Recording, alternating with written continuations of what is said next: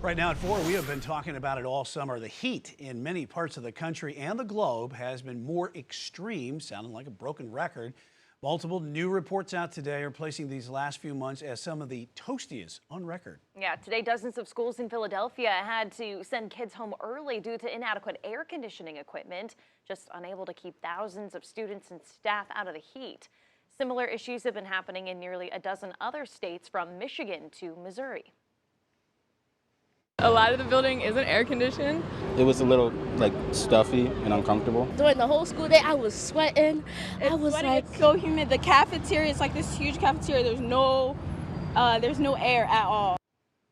Yikes. Meteorologist Elisa Rafa, who's also our climate specialist, is here in studio with some of the numbers that we're seeing. Yeah, Lisa, scientists, they know what's fueling these record temperatures, don't they? This summer, it's a two-part thing. We have El Nino, which is that warmer ocean circulation, and it is climate change. It's our greenhouse gas emissions that continue to make this extreme heat more frequent and more extreme. The headline today is the Earth just had its hottest 3 months on record. That is the new report from the European Union this morning. I mean, look at this. This is a look at our summer months, June, July, and August, going back decades. And you can see we used to have some cooler than average summers, but then you get to the most recent decades, lots of red hot, and then this last summer really pokes out as a one that stands out. Then when you look at just the warmest months on record, no surprise that most of them are summer months, but of all of these, every single one of these months happened in the last 20 years for the warmest ones. And you see these last two, this is our last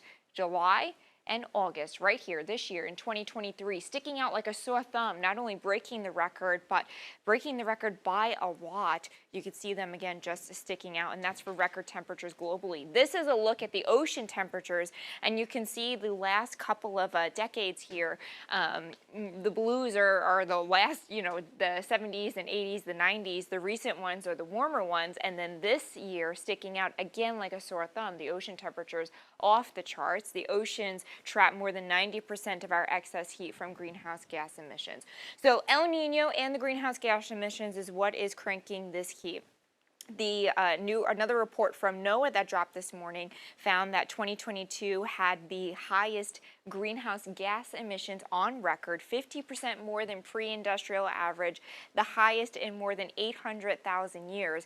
2022 also had the highest for ocean heat and sea level rise. It was the 11th year straight that we hit that record for sea level rise. The ocean's about 4 inches taller than 1993. Now, the question that I get a lot is, Elisa, how do we know what the carbon was 800,000 years ago? We weren't here, right? This is a look at carbon over the last 800,000 years and the spike kind of in most of our lifetimes in that last 100 years.